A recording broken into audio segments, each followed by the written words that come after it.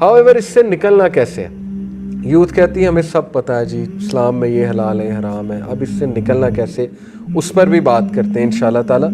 तो concept of हराम समझ लें कि जो चीज़ माइंड के लिए, हमारी सोल के लिए, सोसाइटी के लिए और फिज़िकल हेल्थ के लिए नुकसानदेह, इस्लाम उसे बैन करता है। इस्लाम हमारा खैर ख्वाह है। जैसे अल्कोहल माइंड के लिए नुकसानदेह है, सोल के लिए भी नुकसानदेह है, सोसाइटी के लिए भी नुकसानदेह है और फिज़िकल हेल्थ के लिए। तो इसी तरह ये जो इंटरमिंगलिंग ऑफ सेक्सेस है, इसके सोसाइटी पे भी हार्म्स बहुत है, क्योंकि जब आप इंटरमिंगलिंग ऑफ सेक्सेस की तरफ जाएंगे, मर्द और औरत के इख्तिलात की तरफ, दोस्ती यारी की तरफ, तो वो उसके रिज़ल्ट्स आपके सामने। टिकटॉकर्स कैसी मिजरेबल लाइफ है उनकी। ये जो अभी आयशा कौन है वो, उनका केस खड़ा हुआ, तो आपस में दोनों क्या थे? दोस्त। यही तो वो कहते हैं ना, पहले कहते हैं बहन भाई थे फिर दोस्त बन गए। तो वो दोस्ती में फिर क्या नतीजा क्या निकला उस दोस्ती का? क्या वो एक दूसरे के दुश्मन बने हुए? ये है असल में एट द एंड रिजल्ट ये होता है। हाउएवर अगेन टू क्लैरिफाई, ये जो बच्चे जो यूनिवर्सिटीज़ के हैं, ये अच्छी फैमिलीज से हैं, हम इनको ईवल नहीं कह रहे, लेकिन ये समझ नहीं पा रहे नुकसानात को। जस्ट बिकॉज इन पे एक चीज़ अप्लाई नहीं हो रही, ये अच्छी नीयत से ही काम स्टार्ट करते होंगे।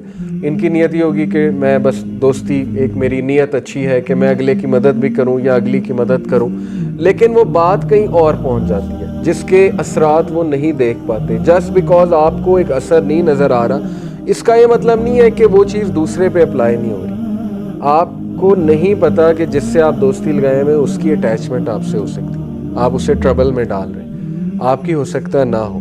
फिर कई ऐसे वाक़यात हैं कि वो बात बहुत ही गलत साइड पे चली जाती है। ऐसा भी होता है कि लड़के एक्सप्रेस करते हैं जब लड़कियों से, तो लड़कियां आगे से कहती हैं हमने तो तुम्हें हमेशा दोस्त समझा या भाई समझा। फिर वो लड़का गुस्से में आके रिवेंजफुल हो जाता है। कितना होता है ऐसा? मैं कई लोगों को अपनी यूनिवर्सिटी लाइफ में जानता हूँ कि जब उन्हें रिजेक्शन आई वो रिवेंजफुल हो गए, तो फिर नुकसान तो हो गया। ये सारे नुकसानात हमें क्यों नहीं नज़र आ रहे? इसलिए इस्लाम ही हमारा ज़ाब्ता हयात है, सलूशन है। अल्लाह के नबी सल्लल्लाहु अलैहि वसल्लम की जो तालीमात है, अहकामात हैं, वो हमारे लिए बेस्ट है। तो PPL फार्मूला दोबारा से बताता हूँ, पर्पसफुल, पब्लिक, लिमिटेड। बात लिमिटेड होनी चाहिए, बात एलोंगेट नहीं होनी चाहिए। बात अगर ज़्यादा बढ़ गई तो फिर स्लिप होने के चांसेस भी बढ़ जाते हैं। ये सारा का सारा मामला है। इसको फॉलो करते हुए आप अपोजिट जेंडर से इंटरेक्ट कर सकते हैं, कोई मामलात हों उस हवाले से, या यूनिवर्सिटी में कभी ज़रूरत पड़ जाए, क्लास फेलोज़ का आपस में बातचीत करना डिग्निटी के साथ, रिस्पेक्ट के साथ और PPL को मद्देनज़र जो है वो रखते हुए ये किया जा सकता है। तो बाकी तो हया की बात है। मैं समझता हूँ कि यूथ को अगर हया की तरफ लाया जाए, तलकीन की जाए, तो इंशाल्लाह वो इन खराफात से निकल सकते हैं। उस पर मैं इंशाल्लाह कुछ हदीस अब आपसे शेयर करता हूँ और फिर कुछ मज़ीद प्रैक्टिकल टिप्स के किया क्या जाए। जैसे आप एक रिलेशनशिप में स्टक हैं, आप उसको एंड करना चाहते हैं, आपको पता है ये गलत है, तो ये आपको करना पड़ेगा। ये कोई मैजिक पिल नहीं है कि मैं कोई मैजिक फार्मूला बताऊँ कि ये कर लो तो बस ये ख़त्म हो जाएगा। ये आपको डिस्टेंस करना पड़ेगा, आपको उससे कन्वर्सेशन ख़त्म करनी पड़ेगी, वरना वो आपके लिए अटैचमेंट का बाइस और टेंशन का बाइस बनता रहेगा मामला। या तो सीधी सी बात है, निकाह करें। निकाह नहीं कर सकते तो फिर जो है वो आपको खुद फुल स्टॉप लगाना पड़ेगा। और अगर आप समझते हैं कि फॉर द राइट रीज़न्स मैं इससे शादी करना चाहता हूँ अगले से, तो फिर वेट करें, सब्र करें, दुआ करें, वो स्टेप्स लें जो आपको निकाह की तरफ लाएं, उस तरफ लाएं कि आप अगले से जो है वो हलाल रिलेशन की तरफ आते जाएं।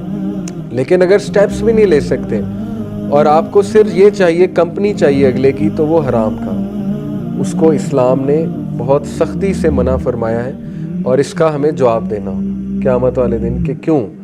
आप डिज़ायर को कंट्रोल कर सकते थे, आपने क्यों नहीं किया? आपके इख्तियार में था, आपने क्यों नहीं किया? तो इंशाल्लाह हम मॉडेस्टी पर आज बात करते हैं। ये सलूशन है। जब हमारे अंदर शऊर पैदा होता है ना हया का, तो इंशाल्लाह इंसान इन खराफात से खुद ब खुद निकल आता है। Ibn Abbas reported the messenger of Allah सल्लल्लाहु अलैहि वसल्लम said, verily every religion has a character. हर दीन का एक कैरेक्टर होता है, एक मिजाज होता है। And the character of Islam is modesty. اور دین اسلام کا جو کریکٹر ہے وہ حیا ہے، موڈسٹی ہے۔ سنن ابن ماجہ کی یہ حدیث ہے، یعنی اتنا پسند فرمایا اللہ نے موڈسٹی کو کہ اس کو ایمان کا حصہ قرار دے دیا۔ ایمان کی 60 برانچز ہیں اور ان میں سے ایک برانچ موڈسٹی، حیا ہے۔ حیا کیا ہے اس پر میں آتا ہوں، لیکن ایک حدیث سنیں۔ عبداللہ بن مسعود رضی اللہ عنہ سے مروی ہے، میسنجر آف اللہ صلی اللہ علیہ وسلم سے رسول اللہ نے فرمایا، be modest before Allah as his right, اللہ کے سامنے اس طرح حیا کرو جیسے کہ حق ہے اللہ کے سامنے حیا کرنے کا۔ صحابہ نے کہا یا رسول اللہ surely we have modesty, all praise is due to Allah, کہ ہم حیا کرتے ہیں، ہمارے اندر حیا ہے۔ تو رسول اللہ صلی اللہ علیہ وسلم نے فرمایا it is not so, rather modesty before Allah is his right as is his right۔ انہوں نے کہا میں سمجھاتا ہوں تمہیں کہ اللہ سے حیا کرنے کی مراد کیا ہے، جیسے کہ اس کا حق ہے۔ وہ کیا ہے؟ is to guard the mind and what runs through it۔ جو تم سوچ رہے ہو نا، جو خیالات جو تمہارے اندر پک رہا ہے، جو بھی سوچ رہے ہو تم، وہ کوئی اور تو نہیں دیکھ رہا، لیکن وہ اللہ تعالیٰ دیکھ رہا ہے۔ فرشتے بھی نہیں دیکھ رہے، ظاہر ہے فرشتے تو کرامن کاتبین تو جو ہم لفظ ادا کرتے ہیں وہ لکھتے ہیں، لیکن یہاں جو پک رہا ہے وہ اللہ کے سامنے ہے۔